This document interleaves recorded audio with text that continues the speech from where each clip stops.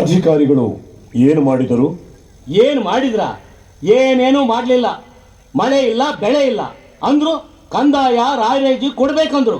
ಮನೆ ಮನೆಗೂ ಸೈನಿಕರು ನುಗ್ಗಿ ಮೂಗ್ತಿ, ಕಿವಿ ಕುಡ್ಕ, ಬಳೆ, ತಾಳಿ ರಾಕ್ಷಸರಂತ ಕಿತ್ಕೊಂಡ್ರು. ನೋಡಿ, ಈ ನನ್ನ ಸೊಸೆ ಕಿವಿ ಹರಿದೈತೆ. ಇದೇನೋ ನ್ಯಾಯ? ಸರಿ, ತಿಳಿಯಿತು. ಯಾರು ಆ ಅಧಿಕಾರಿ? ಹೆಸರು ನಂಗೆ ಅರಿದು ಸ್ವಾಮಿ. ಮಹಾರಾಜರು ಯುದ್ಧ ನಡೆಸವ್ರೆ. ಯುದ್ಧ ನಡೆದಾಗ ಕಂದಾಯ ಕೊಡಿದ್ರೆ ಹೆಂಗೆ? ಅಲ್ಲಿ ಯುದ್ಧ ನಡೆದ್ರೆ ಇಲ್ಲೂ ನಮ್ಮ ಹೆಂಗಸರಿ ಕಿವಿ ಮೂಗು ಹರಿಯದೆ. ನಾವು ಸಾಮ್ರಾಜ್ಯದ ಪ್ರಜೆಗಳಲ್ವಾ? ನಮ್ಮ ರಕ್ತ ಹೀಗೆ ಹರಿಸೋದ ಸ್ವಾಮಿ? ನಮ್ಮ ರಾಜ್ಯದಲ್ಲಿ ಈ ದೌರ್ಜನ್ಯವೇ? ನಮ್ಮದೇನು ರಾವಣ ರಾಜ್ಯವೇ? ಅಮಾತ್ಯರೇ, ಆ ಮಂಡಲಾಧಿಕಾರಿಯನ್ನು ಶಿಕ್ಷಿಸಿ. ನಿಮ್ಮ ವ್ಯಥೆ ಕೇಳಿ ನಮಗೆ ತೀರಾ ವ್ಯಸನವಾಗಿದೆ. ಮಹಾಮಂತ್ರಿಗಳೇ, ಈ ಊರಲ್ಲಿ ಒಂದು ದೊಡ್ಡ ಕೆರೆ ಕಟ್ಟಿಸಿ.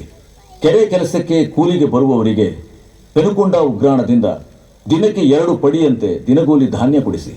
2 ವರ್ಷದ ಕಂದಾಯ ಮನ್ನಾ ಮಾಡಿ ರಾಜಧಾನಿಯಿಂದ ನಗರ ರಕ್ಷಕರನ್ನು ಕರೆಸಿ ಅಪಹರಣವಾದ ಆಭರಣಗಳ ಬಗ್ಗೆ ಎಲ್ಲ ಹಳ್ಳಿ ಜನರಿಂದ ವಿವರ ಸಂಗ್ರಹಿಸಿ.